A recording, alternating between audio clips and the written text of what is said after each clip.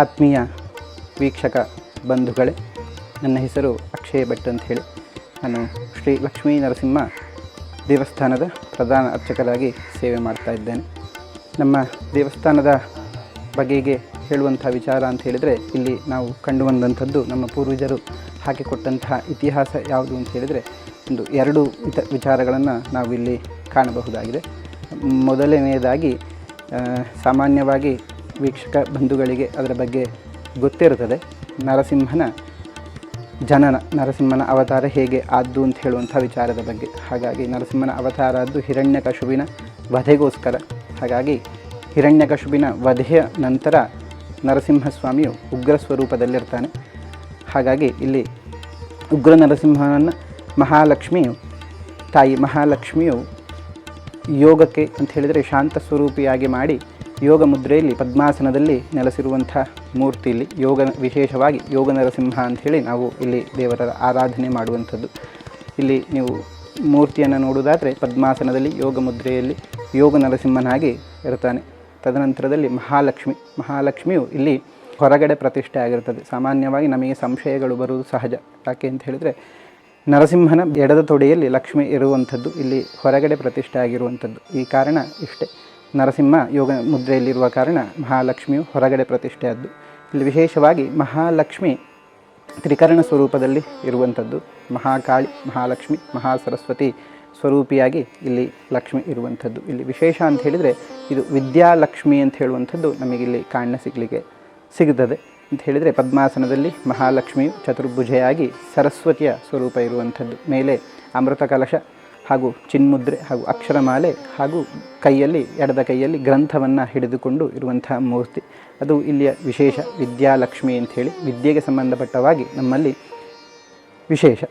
ಹಾಗೂ ಪರಿವಾರ ದೇವರುಗಳನ್ನು ಹೇಳಿಕೊಂಡು ಬರ್ತೇನೆ. ಪರಿವಾರ ದೇವರು ನಮಗೆ ಮಹಾಗಣಪತಿ, ಇಲ್ಲಿ ಸಿದ್ಧಿ ಗಣಪತಿ ಇರುವಂಥದ್ದು. ನೀವು ಗಣಪತಿಯ ವಿಚಾರವಾಗಿ ತೆಗೆದುಕೊಂಡ್ರೆ, ನಮ್ಮಲ್ಲಿ ಒಂದು ವಾಡಿಕೆಯಲ್ಲಿ ಒಂದು ಮಾತುಂಟು, ಗಣಪತಿಯ ಮದುವೆ ಅಂಥೇಳಿ. ಹಾಗೆ ಅಂಥೇಳಿ ಗಣಪತಿಗೆ ಮದುವೆ ಆಗಿದೆ, ಸಿದ್ಧಿ ಮತ್ತು ರಿದ್ಧಿ.